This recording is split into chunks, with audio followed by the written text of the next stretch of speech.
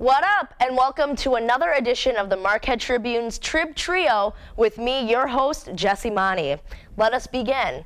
Christmas has arrived early this year. Michael Jackson's autopsy reports are finally revealed. Yay! Jackson's untimely death made a lot of people think that it was probably due to horrible health.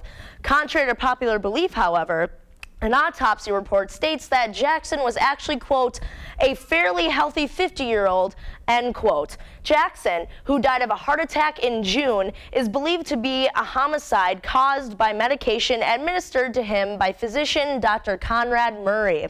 Long story short, Jackson's physician is being accused of taking Jackson's life.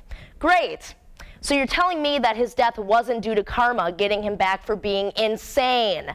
I firmly believe Jackson's death proved karma existed because, let's be honest, how can someone so sick actually survive God's fury? And now I find out that some D-bag doctor, not God, killed Jackson. So thanks a lot, Conrad Murray. You ass. You caused me to make hundreds of apologetic phone calls based on my fear of being smited. Now my plans are ruined. Nike decided to make sure everyone knows they do not sponsor Michael Vick in any way by making a public announcement through a spokesman.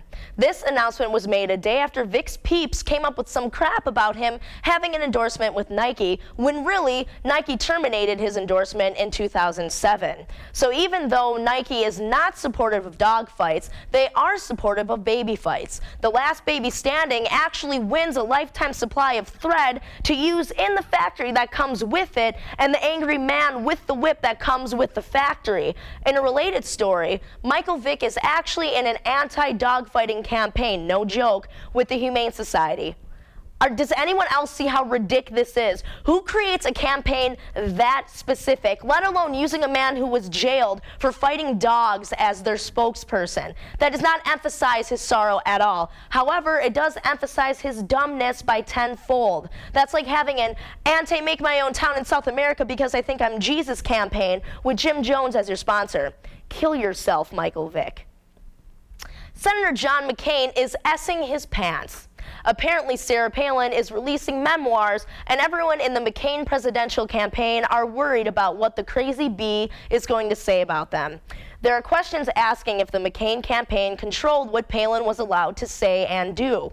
Well, no kidding. Have you ever heard her try to construct sentences? It's absolute madness. There has got to be some sort of alcohol or elementary educated child helping her come up with those things, because damn, I'd rather go to Mars barefoot than listen to that crazy broad say anything.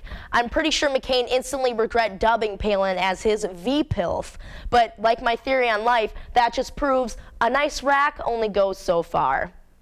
Thanks again for tuning into the Trib Trio. Hopefully you'll be seeing me next week, but until then, keep it safe and legal.